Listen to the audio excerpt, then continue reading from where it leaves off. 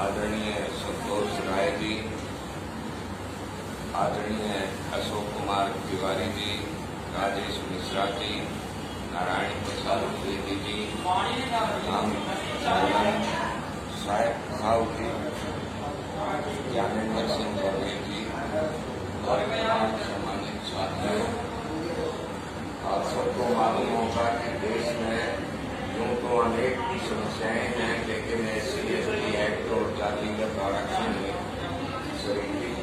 कुरीतियां जो है देश का सबसे बड़ा शौक है। योग्यता प्रतिभाओं की सरासर अनदेखी की जा रही है, तो इस सबके खिलाफ कांग्रेस पार्टी ने पहले भी राष्ट्रीय जातिगत आरक्षण विरोधी पार्टी के आंदोलन में भागीदारी हुई है और अब ये यात्रा जो 28 फरवरी 2021 से देश की राजधानी राजघाट से शुरू हुई है। SC/ST एक्ट और जातिगत आरक्षण के खिलाफ जन जागरण और लोक शिक्षण यात्रा आज 12वें दिन आपके उमरिया की धरती पर पहुंचने पर आप सब ने इसका स्वागत किया। निश्चित तौर पर आप द्वारा दिया गया ये समय जातिगत आरक्षण मुक्त भारत बनाने में बहुत बड़ा योगदान है। हम तमाम मेरे साथ जो है हमारी पार्टी के प्रवक्ता सुखविंदर सिंह खराल, हमारी पार्टी की राष्ट्रीय कार्यकारिणी के सदस्य सुधे सिंह सिसोदिया जी, साथी देवेंद्र मलिक जी यात्रा में पिछले 12 दिनों से लगातार घूम रहे हैं और प्रदेश, पहले उत्तर प्रदेश में, अब मध्य प्रदेश में, वर्षों से मध्य प्रदेश में है और बहुत अच्छा जन समर्थन हमें मिल रहा है। इस यात्रा के दौरान हम अपने साथियों को आगामी 4 अप्रैल को राजघाट दिल्ली पर इनवाइट कर रहे हैं नियमित सत्याग्रह प्रदर्शन में भागीदारी करने के लिए। क्योंकि आप सबको मालूम होना चाहिए कि राष्ट्रीय जातिगत आरक्षण विरोधी पार्टी द्वारा अपने मिशन 2019 के सकारात्मक परिणाम के बाद अब मिशन 2023 तय किया गया है। राष्ट्रीय जातिगत आरक्षण विरोधी पार्टी भी अपनी क्षमतानुसार चुनाव मैदान में उतर करके अपनी समझदारी और शक्ति का संचयन भी करती है और आंदोलन भी करती है। इस तरह देश की तमाम राजनीतिक पार्टियों का एक ही मिशन होता है, एक ही ध्येय होता है,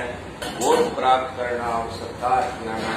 इन सब के विरुद्ध राष्ट्रीय जातिगत आरक्षण विरोधी पार्टी का मिशन 2023 है। 2 अक्टूबर 2023 से आमरण अनशन शुरू कर निर्णायक सत्याग्रह आंदोलन करना। साथियों, कुर्बानी देंगे, बलिदान देंगे, लेकिन आरक्षण की जातिगत व्यवस्था को बर्दाश्त नहीं करेंगे, SC/ST एक्ट को बर्दाश्त नहीं करेंगे, देश की योग्यता प्रतिभाओं की अनदेखी को बर्दाश्त नहीं करेंगे। तो हम अपनी यात्रा के दौरान, क्योंकि देश भर में ऐसी बात नहीं है कि केवल सपाक्षी या राष्ट्रीय जातिगत आरक्षण विरोधी पार्टी की आवाज को बुलंद कर रही है, इसके कार्यकर्ता ही आवाज को बुलंद कर रहे हैं। देश भर में ऐसे तमाम राजनीतिक पार्टियां, तमाम सामाजिक, धार्मिक, व्यापारिक, किसान, मजदूर संगठन है जो आरक्षण की जातिगत व्यवस्था के खिलाफ आवाज को बुलंद करते हैं। तो ऐसे में देश की ऐसी कोई भी राजनीतिक पार्टी नहीं, कोई भी ऐसा सामाजिक, धार्मिक,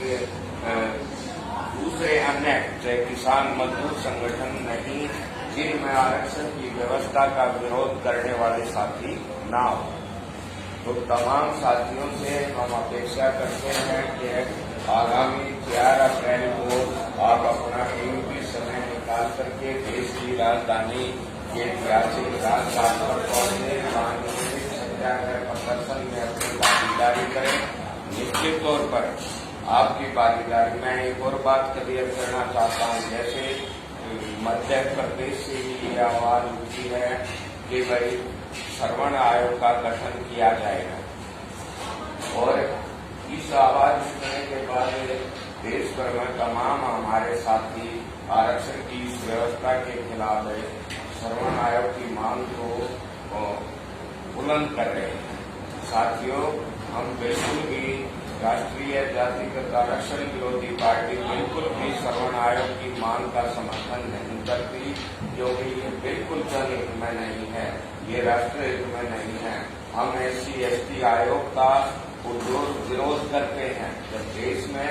एक राष्ट्रीय मानव अधिकार आयोग है, तो ऐसी परिस्थितियों में SC/ST आयोग या दूसरे पिछड़े आयोग या दूसरा सवर्ण आयोग की मांग वो देश हित में नहीं है, जनहित में नहीं। तो इसलिए हम बिल्कुल इस मांग का समर्थन नहीं करते अपने दूसरे साथी, और इसको समझते हैं इस तरह से देश की सरकार द्वारा विगत वर्षों में जनरल जाति के नाम पर, सामान्य जाति के नाम पर, सामान्य जाति के पिछड़ों के नाम पर,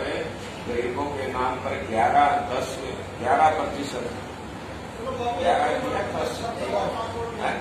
10% आरक्षण की व्यवस्था की,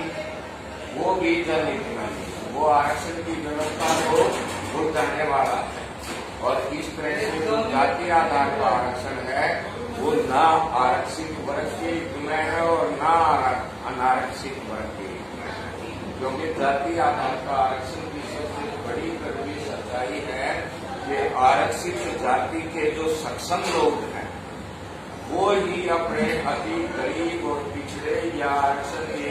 असल हकदार भाइयों या परिवारों के हक को